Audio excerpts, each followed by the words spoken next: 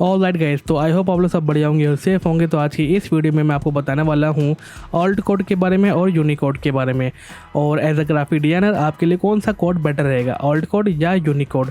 Alt code क्या होते हैं, यूनिकोड क्या होती है, पूरा हम देखेंगे।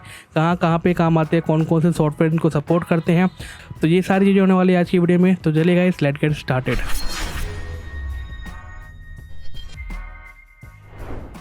तो यहाँ पे सबसे पहले समझते हैं हम ऑल्ट कोड के बारे में, और आपको बिल्कुल सिंपल हिंदी भाषा में समझाऊंगा, ठीक है। तो IBM एक कंपनी है जिसका फुल फॉर्म है इंटरनेशनल बिजनेस मशीन। आप सभी ने इसका नाम सुना होगा। उसने क्या किया, एक मेथड को डेवलप किया जिसकी मदद से आप ऐसे सिंबल्स भी टाइप कर सकते हो कीबोर्ड के थ्रू जो ओरिजिनली कीबोर्ड के अंदर नहीं आते थे। लेट्स सपोज कि आपको कोई एक सिंबल चाहिए, वो सिंबल का कोई भी जो की है वो कीबोर्ड में नहीं है, तो उन्होंने एक कोड डेवलप किया और वो कोड आपका यूज़ होगा ऑल्ट की के साथ जो आपकी कीबोर्ड में होती है। तो इसलिए सबसे पहले इसको ऑल्ट की बोला जाता है। तो जब भी आप ऑल्ट की के साथ वो पर्टिकुलर कोड टाइप करोगे और उस कोड की जगह पे एक सिंबल आ जाता है और वो सिंबल रजिस्टर होता है आपके उस ऑल्ट कोड के साथ। तो यहाँ पे ये ऐसे काम करता है ऑल्ट कोड। उसके बाद क्या हुआ, ये काफ़ी ज़्यादा पॉपुलर हुआ। उसके बाद जब माइक्रोसॉफ्ट मार्केट में आया, ठीक है, काफ़ी ज़्यादा पॉपुलर होने लगा, उन्होंने अपने ऑपरेटिंग सिस्टम बनाए, तो उसने भी ये कोड्स को नए कोड्स के साथ मर्ज किया, ठीक है। उन्होंने अपना एक कोड बनाया था जिसका नाम था ANSI। बाद में उसको चेंज कर दिया विंडोज़ कोड के साथ, और उन्होंने क्या किया, दोनों कोड को मर्ज कर दिया। जो पुराने कोड थे जो ओरिजिनली IBM ने बनाए थे उनको बोला जाता है OEM कोड्स, ठीक है, और जो नए वाले कोड्स थे उनको बोला जाता है विंडोज़ कोड।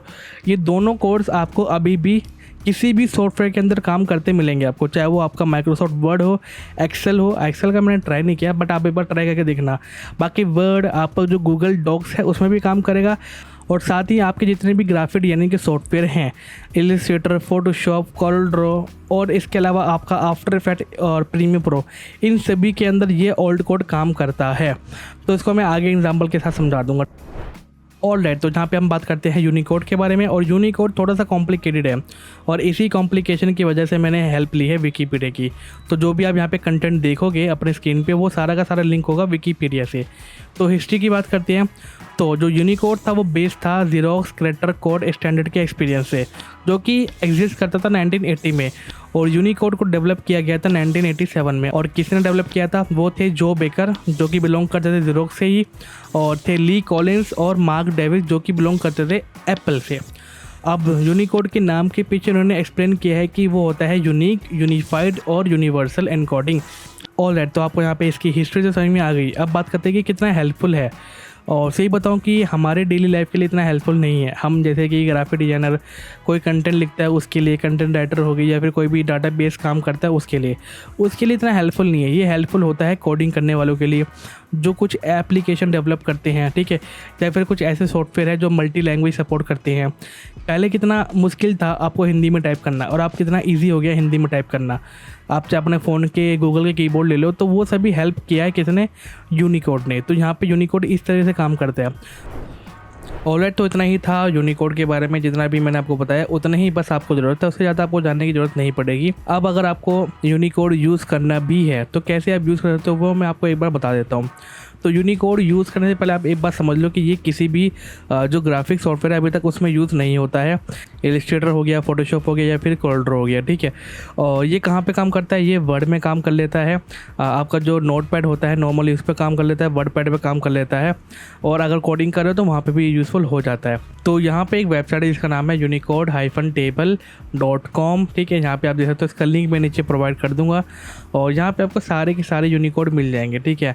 और अच्छी बात यहाँ पे है कि आपको यहाँ पे सेट्स मिल जाते हैं, जैसे एरोज़ के सेट है, हार्ट्स के सेट है, कोटेशन मार्क्स के सेट है। तो एग्जाम्पल के लिए हम यहाँ पे क्या करते हैं, एरोज़ के सेट पे जाते हैं, ठीक है। और यहाँ पे देखो इसके अंदर भी काफ़ी सारे कंटेंट है, right arrows, left arrows, up arrows, down arrows, ठीक है।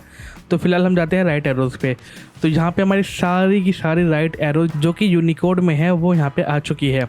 तो अब क्या करना है आपको, या तो आप क्लिक करके इसको कॉपी कर लो, जैसे मैं यहाँ पे क्लिक करूँगा और यहाँ पे कर लेते हैं कॉपी। इसको कॉपी करके कहीं भी पेस्ट कर सकते हो, ठीक है, कहीं पे भी पेस्ट कर सकते हो। अगर मैं न्यू टैब पे जाके यहाँ पे पेस्ट करूँ तो यहाँ पे भी आप इसको पेस्ट कर सकते हो। तो एक तो इसका तरीका ये हो गया। दूसरा तरीका ये है कि आप इसका जो कोड है, तो यहाँ पे आप देख सकते हो कि U+2192 जो कोड है आप उसको याद रखो। तो इसको हम याद कर लेते हैं 2192 और हम चलते हैं अपने वर्ड पैड पे। तो यहाँ पे क्या करना है आपको, वो वाला जो कोड आपने वहाँ पे देखा था उसको आपको यहाँ पे टाइप करना है। तो 2192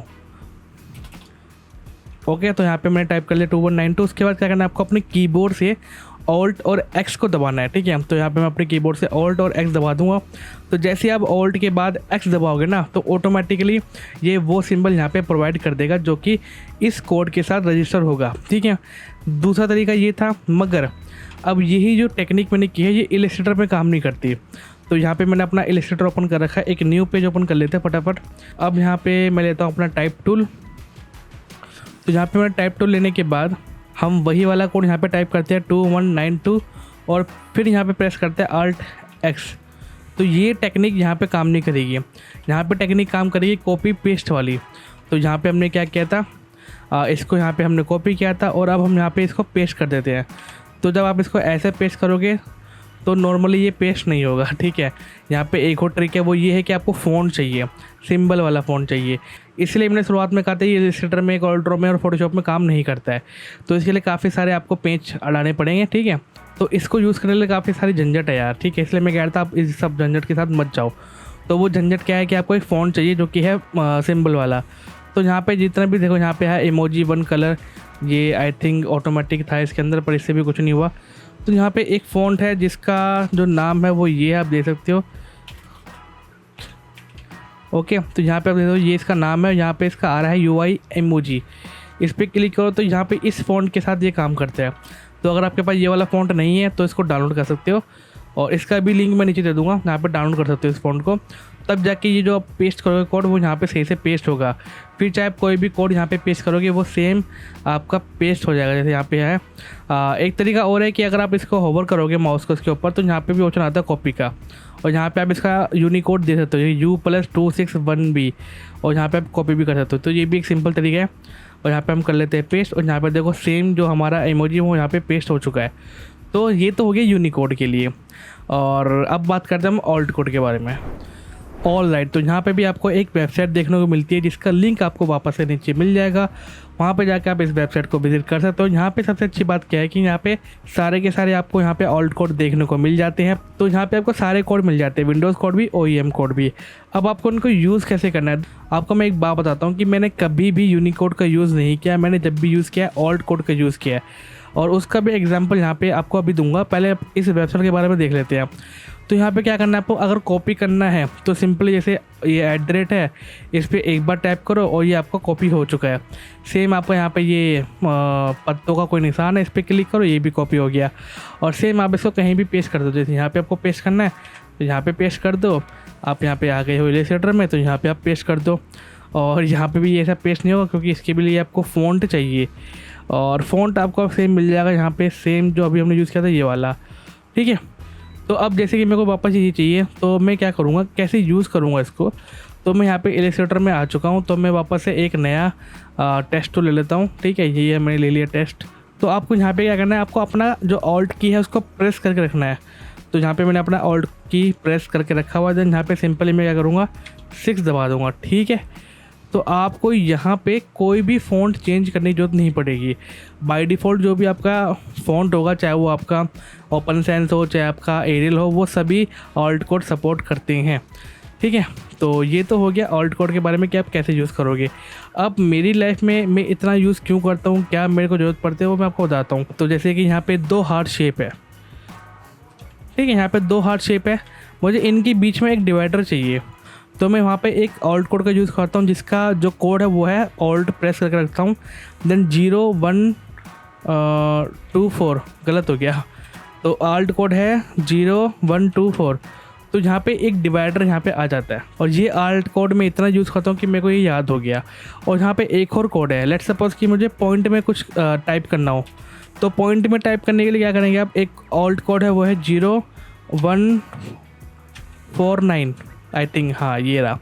तो अगर मेरे को यहाँ पे ये वाला पॉइंट चाहिए तो मैं यहाँ पे क्या करूँगा, ऑल्ट प्रेस करके रखूँगा 0149। अब लेट सपोज कि आपने कोई लोगो लगाया, ठीक है, वो अब ट्रेडमार्क है, तो आपको वहाँ पर TM का आइकन चाहिए। तो उसके लिए क्या करोगे, तो यहाँ पे मैं अपना नाम लिखता हूँ फरमान, और गलत हो गया, और अब फिर से गलत हो गया। तो अब ये ट्रेडमार्क है, तो मैं क्या करूँगा, यहाँ पे एक कोड है 53 जीरो लगाने के बाद, ठीक है। तो ऑल्ट 0153 ये आपका TM आ चुका है। अगर आपको R का साइन चाहिए, रजिस्टर का साइन चाहिए, तो ऑल्ट 0174। बस आपको याद रखना है, और देखो आप डेली यूज़ करोगे, काफ़ी हेल्पफुल है, काफ़ी टाइम सेविंग है, तो आपको याद हो जाएंगे ऑल्ट कोड, कोई बड़ी बात नहीं है।